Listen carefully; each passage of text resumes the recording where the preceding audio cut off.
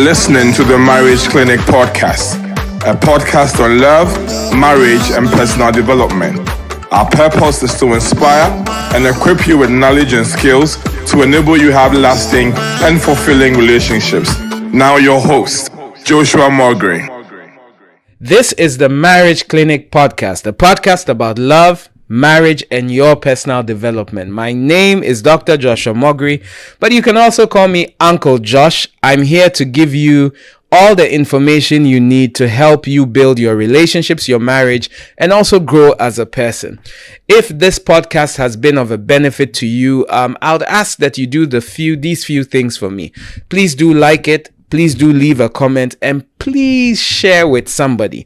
Share it with a couple of people. Spread the word. The fastest way people have heard about us is when someone told them about us. So please do this for me, and I would be extremely grateful. Good. Last week, women were not too happy with me, but they took their medicine. I think most women took their medicine. I was talking about 10 ways a wife can help her husband stay faithful. 10 ways a wife can help her husband stay faithful. And if you missed last week's episode, please do go listen to last week's episode. You will get the first 5. But let me give a caveat here. The first thing I'm saying is that you can't help a man who doesn't see anything wrong with cheating. You can't help your man if he doesn't see anything wrong with cheating. The second thing is the advice I'm giving here is for married couples and not for single people. The third thing is that 80% of the effort to remain faithful, 80+% of the effort to remain faithful lies on the shoulders of a man and will put 20% or less on the shoulders of his wife. All right. So brings me to number 6. Which is number 1 for this week, but number 6. Remember that for a man, sex is both a need and a want, so don't hold back. When it comes to being intimate with your husband, what you need to realize is that there are times, unlike a woman who it is mostly driven by how she feels, for a man, it is mostly driven by biology, and when a man wants to have sex, he needs to have sex. Most of the time. Well, Uncle Josh, how do the men who are not married manage? We'll have another talk about that someday. How do the priests manage? You have to ask the priest. I'm not a priest. But I will tell you, when a man is married and he wants sex, you should give him sex. It's not a bother. I hear women complain that he wants too much sex. There's nothing like my man wants too much sex. And I keep reminding women, you can have great sex, you can have good sex, and you can have extraordinary sex. It doesn't have to be extraordinary all the time. But when he does want sex, for your sake and his sake, please do give him sex. And I remember one of my mentors used to say this. He used to say that if you eat well at home before you go out, you are not tempted by every food that is being sold. And that is the truth. If you have a good breakfast, let's say you have a breakfast with oats and tea, or oats, tea, some people can do that, oats, tea, eggs, and whatever, bread, and you step out, you don't see a cocoa seller and immediately say, maybe I should have some porridge. And you don't turn around and see a donut seller, what we call bofruits or puff puff if you're Nigerian. You don't see it and say, puff puff, give me some. Why? Because you're full. In the same way, because sex is a need for a man, if you are giving him enough sex, chances, I'm not saying it's a foolproof plan, but chances that he is going to act up out there are lowered. All right? Number 7. Now, please, women, don't beat me about this one. I'm tempted not even to say it, but don't beat me up about this one. Your appearance and enthusiasm in bed can affect his desire to be with you. How you look, the amount of weight you're carrying, how you carry yourself, the clothes you wear, how attractive you are for him affects your man's sexual desire. You may ask him, baby, are you okay with me having put on all this weight? And he's like, yeah, I'm okay with you putting on that weight. No, he's saving his life. Uncle Josh will tell you he's saving his life. The truth is, if you really want to know what your man wants, look at what he looks at and what he finds attractive from the corner of his eye.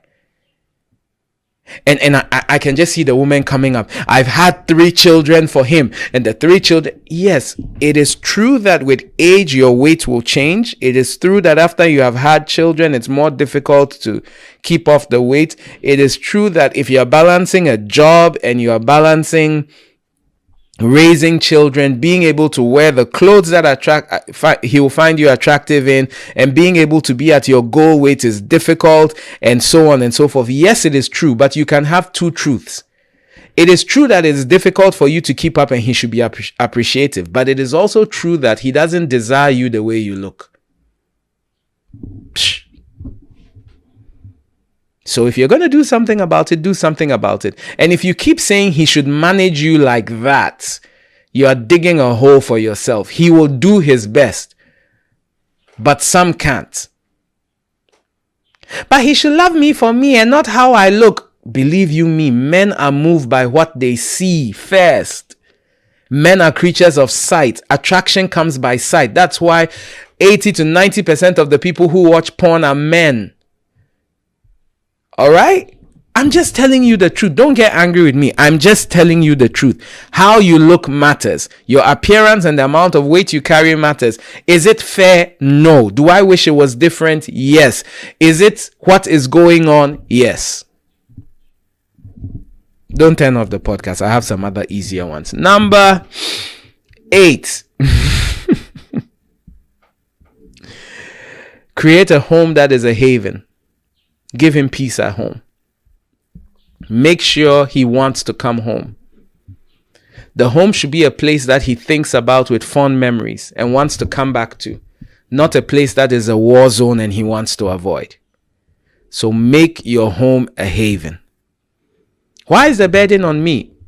Because a woman dictates the emotional atmosphere of the home. The good book says, by wisdom, a woman builds her home. So if he walks through the door and you're meeting him with problems, you're meeting him with attitude, you're meeting him with mood swings, he's not going to want to come home. And when he doesn't come home, he's exposed to more people who may not hold the same morals that you hold or he wants to uphold. Funny story, years ago, I think we had just got married back in the day. And at that time, I used to like going to a particular pub. I don't drink. I've never drank before, as far as I know. But I used to like going to a particular pub with my friends to watch the game.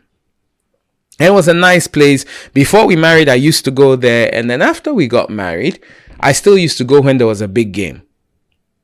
One day I went there for a big game and I was reclining in one of the couches. And one of the ladies who was serving drinks came up in a low-cut blouse and leaned over me in a certain way that was delivering more to me than I wanted to see. Mind you, I wasn't a pastor by then. So those of you are saying, hey, pastor, is this why you're doing? No, I wasn't a pastor by then.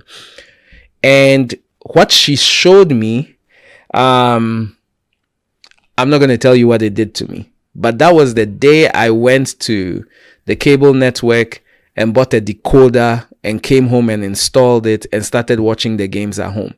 Because I knew that if I kept putting myself in such an environment, I would increase my chances of making a mistake. Now, the reason I could do that is that my wife gives me peace at home. But when the man doesn't have peace at home, he places himself in conditions where he is more tempted. Did I like what I saw? Yes, I did. But I knew it wasn't good for me. Not everything you like is good for you. So make sure the home is a haven, which brings me to number 9. Number 9. Pray with him and for him. Pray with him and for him. There are times you need to intercede for your husband. Not every lady out there who is a friend of his has good intentions for him. We see it all over. The man can have very platonic intentions and the woman he's engaging with has very sexual intentions. Women trap men all the time. And men are not very good at running away from women that want to trap them. And one of the things you can do to help him is to pray for him. Pray that God keeps him out of those situations. Pray that his eyes are open to bad relationships. Release your angels to go out there and work on your behalf and keep your marriage safe. Prayer is important. I'm running out of time, so I'm going to rush through the last one, which is number 10. As much as possible, live together. I see couples that live in different locations. It is a recipe for disaster, especially when your man is in his prime. If you see each other once a month, what is he supposed to do with his sexual urges for the last 3 weeks? Have you ever wondered or asked him when he has a rise what he does to it? Or you are just hoping that the anointing and the grace over his life is going to keep him safe and sound? As much as possible, sometimes the extra income you will earn from living apart may not be worth it in the long run. So as much as possible, live together. Let me run through the 5 very quickly. Remember that sex is both a need and not only a want. Your appearance and enthusiasm in bed affect his desire to be with you. I didn't even talk about the enthusiasm. We don't have time for that. Number 8, create a home that is a haven and not a hell. Number 9, pray with and for him. And number 10, as much as possible, live together. This has been the Marriage Clinic podcast. I'll be back with Ask Uncle Josh. Stay tuned.